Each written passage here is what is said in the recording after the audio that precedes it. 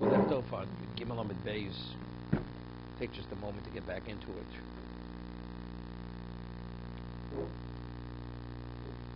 The Mishnah says that a woman, that when her husband dies, she is free to marry. But first it says, Kona Atzma Beget. She acquires herself through a get, receiving a get from the husband, Misa Sabal. And when the husband dies, so the Gemara says, Bishlam a get, Tichsiv V'kosla Sefer Krisus. That the woman's permitted to marry who she chooses to marry after she was the get, that's exclusive in Torah. There's a Kosla Sefer Krisus. He writes for her the Sefer Krisus, the termination document. Elamisas Abal Menolam. How do we know when the husband dies, this permits the woman to remarry? Marsa Svarhu. It's logic. It's logical. What's the logic? Who Asra? Who Shorsa? I mean, why is she not permitted? Because she's exclusively to him. That's the exclusivity of marriage. But now that he dies, so that the person who she was exclusive to is no longer here. Therefore, who Shorsa, by dying, she becomes permitted. What's mentioned is the famous tshuva from the Marik. His name was Yosef Kovel, the earliest of the Achronim. So he had a Shiloh, a woman committed adultery, and she thought it was permitted. No, she wasn't a Beis Yaakov girl. She was never taught that adultery is not permitted. So the question, is that called the shogeg? Right? That's the question.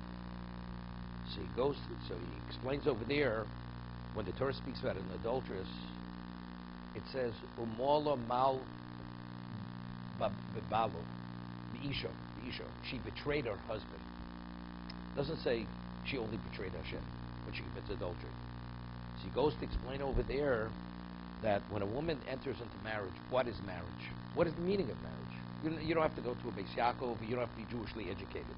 Marriage means there's an exclusivity between the husband and wife. That's what it is. If you violate that, that's adultery. Therefore, there's no shogeg on that. That's not called shogeg. That's called deliberate. She's an adulteress. Regardless of how she wanted to see it and justify it, it's irrelevant. She's an adulteress. Who Osra? But when is Osra? When is she forbidden? If he's alive, who Sharsa? But now that he's no longer here, so that exclusivity has no relevance any longer. She's permitted.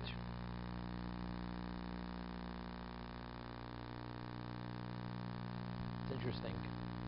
The Rambam writes at the beginning of one of his, when he speaks about Hilchos Ishus, laws which pertain to the woman. He says before Matan Torah, what was marriage? The Torah tells us the Dovak V'ishto. Two people agree, they're going to live together as husband and wife. What was divorce? They decide the breaking up. That was before Matan Torah. He says he would see a woman on Parshas Shoftim, the words of Rambam. You meet a woman, see a woman on a crossroads. They feel they're rich in one another. They decide they're going to be husband and wife. And she's married.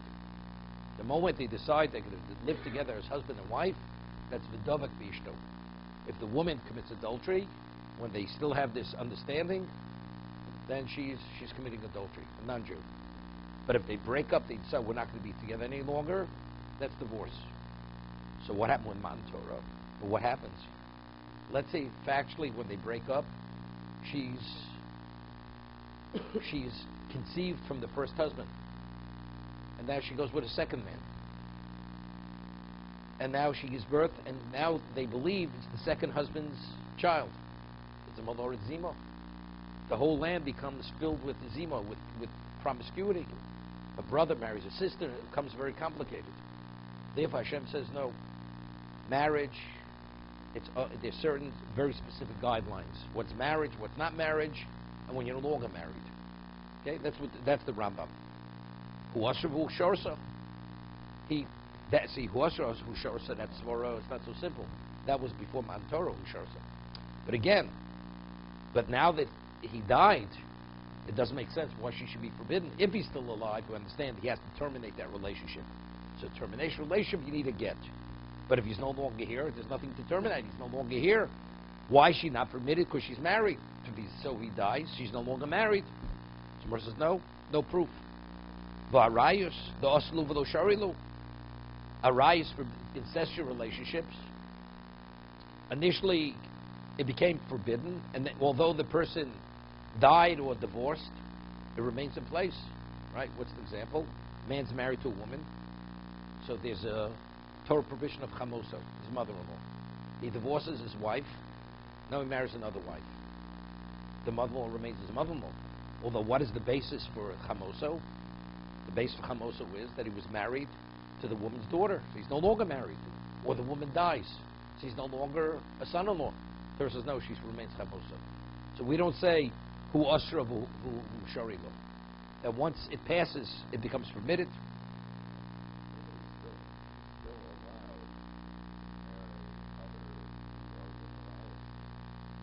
No, but the rationale.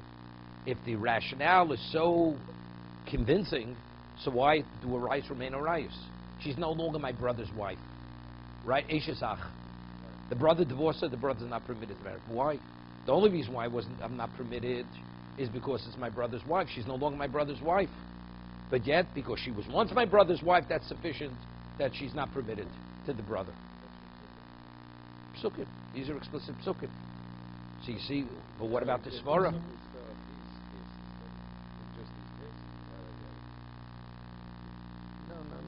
But again, no. But you have a person to be matir to forbid it. Right. He's just saying the logic is not compelling logic. And maybe you're right, because you could differentiate. How? No. Differentiate. Adultery is exclusivity. But factually, it was your brother's wife. Maybe Torah says, being your brother's wife at one time, that's enough. But why is she not permitted? Because she's a married woman? But maybe that's not what the Torah is saying. That's our question. Maybe the Torah is saying, once being a married woman, we always remain in that forbidden state. What's the Torah saying? The reason why you're not permitted is because you are a married woman? Or because being a married woman, once you're off limits to everybody else, you retain that off limit state? That's our question.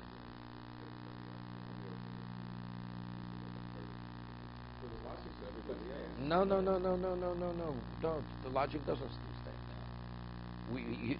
That's our question. What is the Torah saying? You have to have a source. What's the source? You want to say it's so compelling, the logic? It's not compelling. We see from Arayos, right? Why would the woman still? They're both in violation.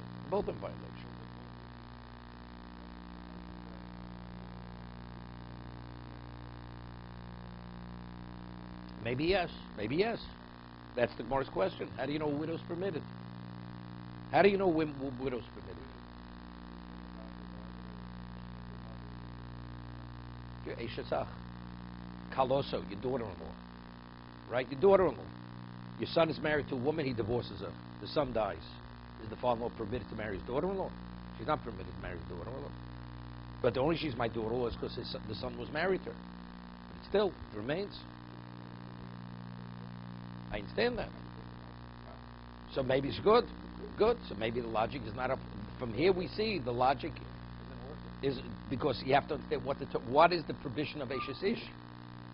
Is it being married or because you once married?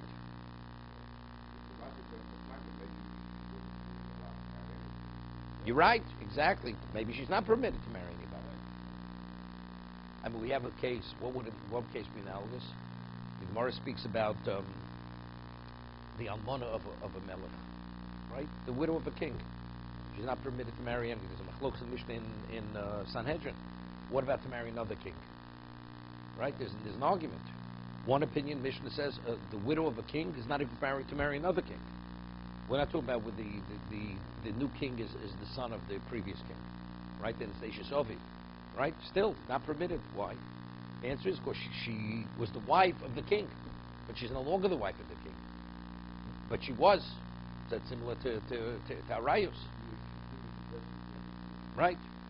Because of what she was. It's not the present, it's where she was initially. Okay? Eldo Medomer Achmonet. No, also not. Well, the Gemara talks about that. What happens if the king dies and then he has a surviving brother without children? He gets chalitza. He doesn't marry her. It's not permitted to marry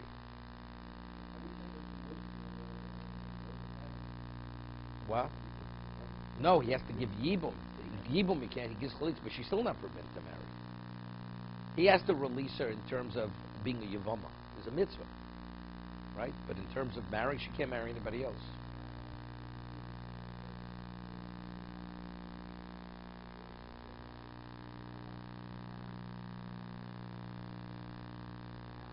No, everybody agrees. The Gemara says, a divorce, everybody agrees a woman can remarry. So there's a third party can remarry. He can definitely remarry. Why is he worse than the third party? Man divorces his wife, the Torah says she's permitted to marry another person. So he divorces his own wife, now he wants to remarry her. Well, she didn't marry another man. So he's permitted. Why is he worse than anybody else marrying her? Right?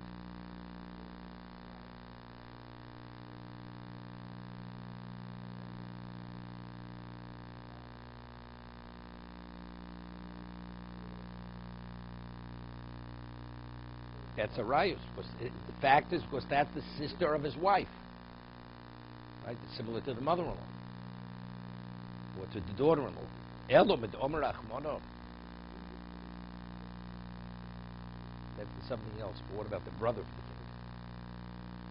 king?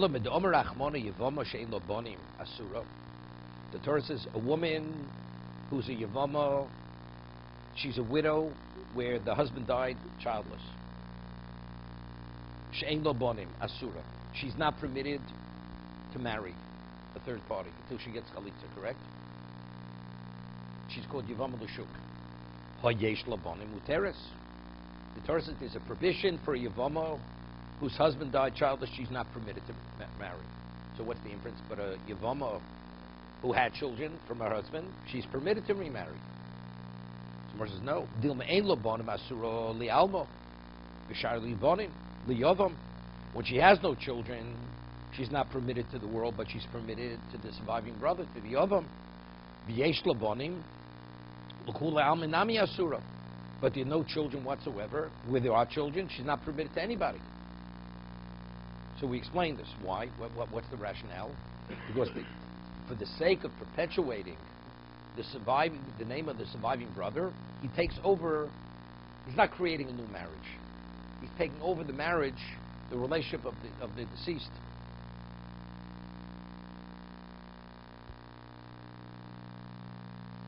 Once mentioned the name of the Malbim. The way he explains it, he says, what's chalitza? She removes the shoe from the surviving brother, and she spits in his presence, and she says, Mein Yavomi. He refuses to do yibum. Right? That's what she says in the presence of the Bezdin. She removes the shoe and she spits in his presence. It says he refuses to do yibum, and then the Bezdin says Beis Chalutz Hanal. And then the Gemara on the next page. Beis Chalutz Hanal. They repeat it twice, then she's free to remarry. Right? That's the chalitza process. She says she says in the presence, well, he refuses, and he remains silent. He agrees. He refuses to do yibum. No, it's even Balkorcha. Even Balkorcha. No, we try to work it out with her. It's an old man. She's a young girl. They try to work it out.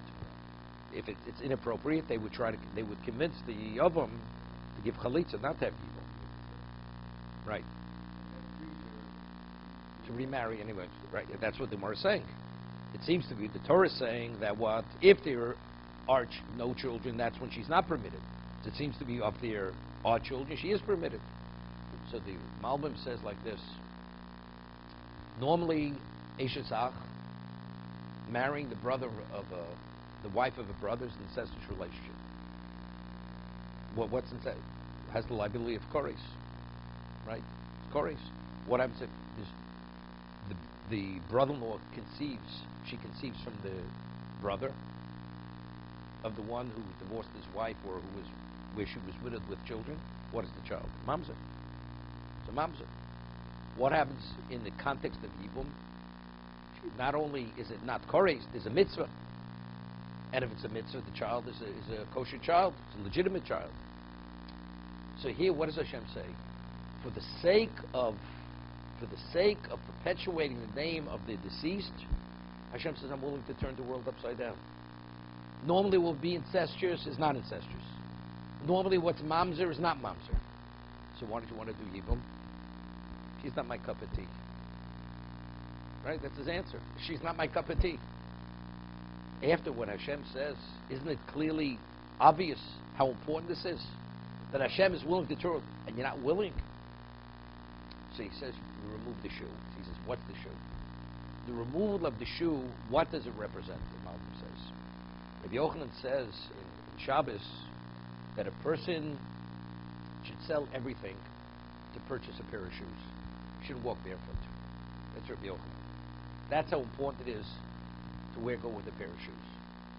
He says, why is it so important? The Malbim says, why is it so important? He says, walking with, and we know now in the Torah is made of leather. It's not made of some synthetic fabric or fiber or something else. It's a leather shoe. Why? Because when the human being walks on leather, what is leather? Leather is the animal. It's the hide of an animal. Right? That's leather. It's a statement saying the world was created for the human being. That the human being is the superior being, and all that exists is to accommodate his need. That is what the leather shoe represents, the leather. He walks, he tramples on the animal. If it's in his interest to trample on the animal, he has a right to trample on the animal, to kill the animal, even for its hide. So the Torah is saying, you're supposed to be the superior being. This world I created for you to accommodate your need. This is the way you behave. Here Hashem turned the world upside down to permit this woman to perpetuate the name of the deceased. And you're saying, she's not your cup of tea? You know something? You know better than the animal. Remove the shoe. You have no right to step on the shoe, to trample on the animal. You know better than the behemoth. That's the Malbim. That is the symbolism of the removing of the shoe, the widow removing the shoe from the surviving brother. You don't wear leather shoes. Because you're not supposed to. Because in the Yom Kippur you don't wear shoes. That's being afflicted. And that's what Rabbi Yochanan says. You should make sure to be a leather shoe. You should buy a pair of shoes because that's a statement. The world exists for me. Otherwise, what are you? No better than the animal. Why? Because they couldn't afford it. No.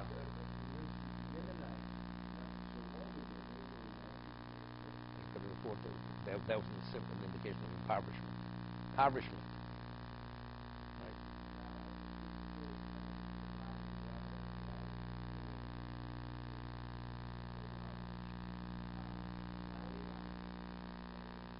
When today?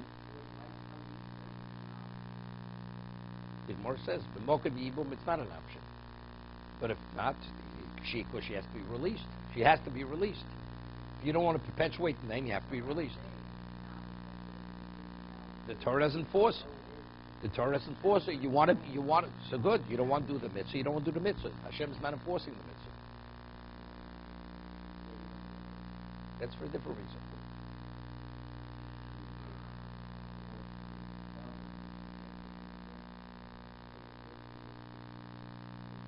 No, Rabbi Yossi was no, Rabbi Gamliel. Rabbi Yochanan said Amora. It's a Mishnah. Okay, Rabbi Gamliel resistance. Elo.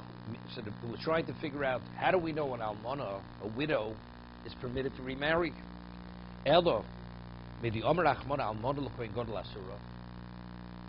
almana is not permitted to marry a kohen gadol. Kohen Hedjusharia, but she's permitted to marry an ordinary Kohen. How's she permitted to marry? So evidently, if she's permitted, evidently we see a widow is permitted. Amor Torah says there's a lav, right? But to an ordinary Kohen, she's permitted. Gemara says no. The dilma l'kohen gadol b'lav. For a kohen gadol, if he marries her, he's in violation of a lo saseh. L'kulei be'eseg. But for everybody else, it's an aseg. So Rashi says, what's the aseg? Because the Torah says, take a look in Rashi. It says, "V'yotzav hoysel lishacher." Right? It says, "Kos l'sefer krisus." You give her the get, and she will go marry a third party. So how does she marry a third party? Al yidei gerushin. As a result of divorce, she has a right to marry a third party. What's the inference? Only divorce and not death. So that's the Nisarasei. V'lo yidei miso. The v'shil choluzu v'lo lacheres mashmar v'lava bomachlal seyaseg. The inference, a negative which is inferred from a positive. V'sholch v'hoysel lishacher. Right, that's a positive. After you divorce her, she goes and she marries a third party. So it's so what's the she can, someone else cannot. So that's an Nisarasei. No, but the pasuk. That's the pasuk. Meaning for the kohen gadol to marry her, that's a lo saseh. Anybody else is naseh. Even the kohen hedged, he marries, he won't get malchus. The kohen gadol marries her, he will get malchus. Not to marry. Okay? No, that's what the Gemara wants to say. Gemara says maybe not. But we're differentiating between a kohen gadol is he'll receive malchus if he marries her. It's an aseh. He's violating mitzvah aseh. Everyone else the same thing, not permitted. So now, there's interesting tosis here. I once mentioned there's we hold la halacha that ein aseh docha lo saseh v'aseh. Right? If you pit an aseh against the lo saseh, aseh is docha lo saseh. Correct? Kalai mitzitzis. You have a garment made of linen, four-cornered garments. The Torah says, "Gdilam taselo." You put in tzitzis, but you created shatnez, wool and linen. The answer is because when there's a conflict between the aseh and the lo saseh, aseh docha lo saseh.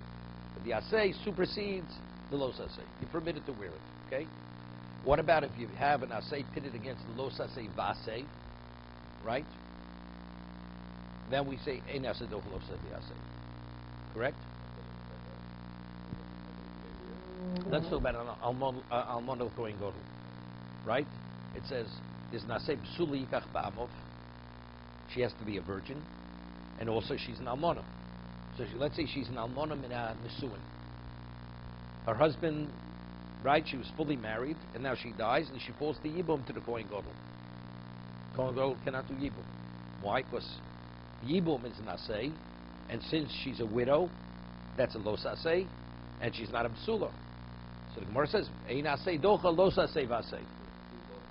No, one lo saseh. Lo saseh v'aseh. The aseh, and now why can he not marry this woman? First, there's a lo saseh, and in addition, she's not a virgin. Virgin is b'sula b'amov yikach. That's an aseh. No, one lo saseh. Not to marry an almona. It says he must marry a virgin. So if she's no longer a virgin, that's a negative derived from an aseh, right? So the Gemara says that's ein aseh docha lo saseh v'aseh. Okay. Now what's the rationale? Why is an aseh not docha lo saseh v'aseh? What's the reason? So the two terutzim in the Tosas and Chulin. One is because one possible understanding is that where do we learn out aseh docha lo saseh from kelayim betzitzis? Right. What's the model case? If you have a four-corner garment made of linen, and now you put wool tzitzis, Torah says it's permitted. Aseh docha lo saseh. So, but now I have a lo saseh supported by an aseh. So, maybe is a pshat? It's a fortified lo saseh. The aseh cannot be docha that lo saseh, because that lo saseh is accompanied with an aseh. So, let's say the person goes and violates. Let's say the kohen gadol marries the almana, right? Of the brother who died childless. Will he get malchus? So if you say aseh is not docha lo saseh v'aseh, since the lo saseh is a fortified lo saseh, he violated lo saseh. So he'll get malchus. That's one understanding. You following? It's a strengthened los asay because it's accompanied with an asay. A losay which comes in the asay, the asay doesn't override that los asay. That's one understanding. Or the pshat is, no. The asay is docha los asay. Except, what happens if you have an asay pitted against an asay? Against one asay, he says, the Gemara says, "Ma'ul mehai asay mi asay." Who says one asay has any greater value than the other asay? So who could make that determination? Only God. So if that's the case, what do we say? Since we can't make that determination, which asay has greater value? We say sheval tasa odin. You remain passive. You do nothing. You have no right. Right? You do nothing. You have to, because there's no way to resolve it. Wait. So if that would be the case, so on the lav you will not receive malchus because the asay overrode the los asay. But maybe you violated the asay. We don't know if you violated the asay because maybe the asay of yibum has greater value than sulvam of yikoch. Initially, before you do yibum, maybe the asay being a virgin has greater value than the asay of yibum. But post facto, after you've done it, we have no idea. Maybe you did the wrong thing, maybe you did the right thing. So malchus, the Kohen Gadol will not receive malchus because the asay is docha los asay. The asay overrode, they superseded the los asay. Right? So those are the two teirutzim. Tosas, based on how to understand it, it will determine whether the Kohen Gadol, whether the person will receive malchus or not receive malchus. Okay? That's the discussion. There's an interesting Tosas here. In this Tosas, you see he's learning one of the two ways. Tosas, the two teirutzim in Tosas Echulin. The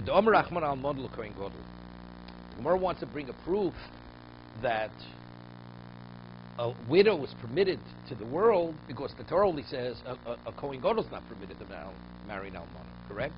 But an ordinary person is permitted to marry an almana, an ordinary Kohen. Tosha says, maybe this is what the Torah is saying. Almana l'Kohen Gadol asura afilu kshu yovam. An almana to a Kohen Gadol is not permitted even if he's a yovam. Even if he's a yovam. Even if he's a yovam, it's not permitted.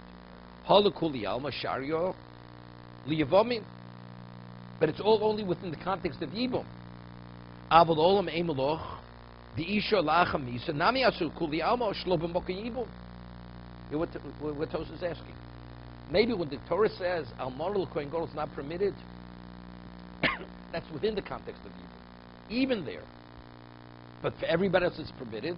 That's the mitzvah of yibum. But if it's not within the context of yibum, nobody's permitted to marry a widow. So if that's the case, what's the proof from almana l'Kohen Gadol? The Torah is telling almana l'Kohen Gadol, even within context of yibum, he's not permitted. Right? Even within that context of yibum, he's not permitted. Now, what are we talking about? Is she an almana min ha'erisin or almana min ha'nesuin? Right? When was she widowed? Yeah, was it before she lost her virginity or after? Okay, it's interesting. Wait. The Gemara says like this. The Gemara says in Zvachim, the Torah says that by the Korban Pesach, you're not permitted to break the bone to take the marrow out of the bone. It says etzem lo sish b'bo. Right? That's what the Torah says. Even though marrow is meat, so there's a mitzvah say to eat the meat of the Korban Pesach. But yet the Torah says, etzem lo sish b'bo. You're not permitted to break the bone to take the marrow out of the bone to eat Korban Pesach. Someone asks a question. Why don't I say asay docha los asay? Moritz Vochim asks the question. Let the asay of achilas Pesach override the los asay of breaking the bone. So Moritz says, so what do you see from here? That we say asay is not docha los asay. This is the Gemara. So Moritz asks a question. So why am I learning from Kilayim Betzitzis as the model for the whole Torah? Asay docha los asay. Let's learn from etzem lo sish b'bo that asay is not docha los asay. Meaning the exception to the rule is Kilayim Betzitzis. So why are we using Kilayim Betzitzis as the model that asay is docha los asay? Yet let's use the model of not breaking the bone that asay is not docha los asay. That's the Gemara's question. Good question. So Gemara says we can't learn from breaking the bone because that's asay shebamigdosh. That's something which is limited to the Beis Hamikdash. To apply it to any other situation, that's kodshim. That in the Beis Hamikdash, the Torah is more machmir. It's more stringent. Kalayim b'tzitzis is our ordinary daily life. Therefore, I could use that as a model. Therefore, that is the exception, because that's ein esay dochalos is a shibbe migdosh. That's in the migdosh. So maybe like this. This is what the Torah says. Almon l'koyin gadol. We're talking almona mina erisin. Mina erisin. She's not fully married. She's still a virgin. So I'm only dealing with a los asay. That's what the Torah is saying. Asay is not docha los asay. Is not docha los asay. But what about where I have a case where it's not a kohen gadol, right? So there's no los asay. That's what the Torah is saying, right? Maybe that's what the Torah is saying. No, so that's Tosa's question. What's the proof you could marry after death? Maybe when the Torah says the kohen gadol is not permitted to marry, that's even within the context of Yibum. Although you normally would say asay docha los asay, similar to kodshim. Just as you can't break the bone, there's the exception, because he's a kohen gadol, he's like special. We treat him on a different level, right? But an ordinary person, we would say asay docha los asay. We don't even need it. There's no los asay. Therefore, you're permitted. Is that what Tosa is saying? If that's the case, so a case. So yeah, we can get back to the original question. So what am I learning from Kalayim B'tzitzis? Why am I learning from Kalayim B'tzitzis? That asay docha los asay. Let's learn from Almon l'koyin gadol, right? That asay is not docha los asay. No, it's not kodshim. It's not kodshim. It's a kohen. It's not kodshim. Here, it's kodshim is in its essence. Kohen gadol is not. Kohen gadol is not kodshim. I understand that. Yeah, I'm just saying, just bringing this up, right? Seems to be a little complicated. Unless we're going to say, maybe we're talking about, he's speaking about where it's minan nesuin. Minan nesuin, Tosa is asking. She's not a virgin. So it's ein es dochlos ve'esay, right? But then we have another problem. You know what the problem is? If that's the case, then I'm able to Tosis is learning that the Torah is saying that the asay of that he must marry a virgin has greater value than the asay of yibum, right? We have two understanding why asay is not dochlos ve'esay. Either it's because it's a fortified love. If it's a fortified love, what is it? That's the reason why not. What about it's ma'il mehayes me'asay? So what is the Torah saying? The Torah is saying that the asay of kohen gadol marrying a virgin has greater value than yibum. That's what the Torah is saying. That's exactly what the Torah is saying.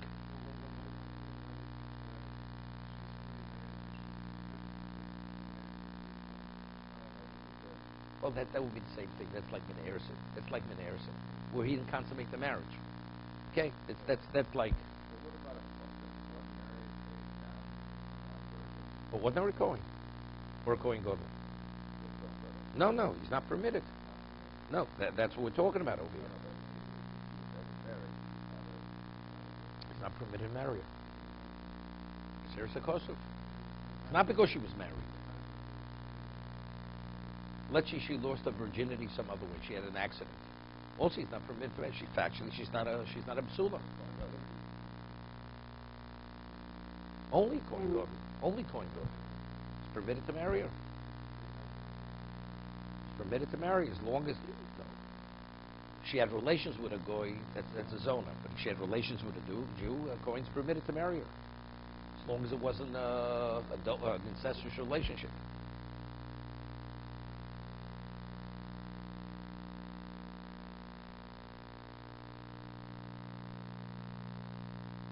Tosa's answer is that the Gemara understood that when the Torah said that almona cannot marry, a kohen cannot marry an almona, it's not within the context of Yibum, because otherwise the Torah would have written that parsha by Yibum. Yishlomar havale ke havale limichtov haikro almona grusha v'chalol parshas Yivomin. Torah would have written it by Yibum, that even within the context of Yibum, he's not permitted. Torah doesn't write it. It mentions it where the permitted women to the Kohen and not to the Kohen Gadol, who's not permitted. Right? It should, over there, it should discuss the halacha of Yibum. There's a mitzvah of Yibum. Nevertheless, a Kohen Gadol is not permitted to marry the Almana. A Kohen Hedjit does marry the Almana. That's what the Torah should have stated. But Torah doesn't say that. It's evidently we're speaking about not within the context of Yibum. Therefore, we have a proof. The Gemara says, so we have a proof that a widow is permitted to remarry. So that the Gemara says, maybe not. Maybe there's a naseg, a lav not, but a naseg yes. It's a kiseitze. No, good, but that's exactly what Torah says. So why is it a kiseitze? Let it be Parshas Emor. Parshas Emor, where it says the Kohen Gadol is not permitted to marry an almana, the Torah should have written over there Yibum. Torah doesn't discuss Yibum. So you see, it's not within the context of Yibum. So if it's not within the context of Yibum, Torah said, but an ordinary Kohen can marry an almana. But the Torah didn't permit an almana. So evidently we see the Torah does permit an almana. Right? That's what the Gemara says. The Gemara says no. Maybe Torah says it's not a lav, but maybe an Isser Aseh there is. Maybe it's an Aseh. That's what the Gemara is asking. Okay. You have yard site today, right?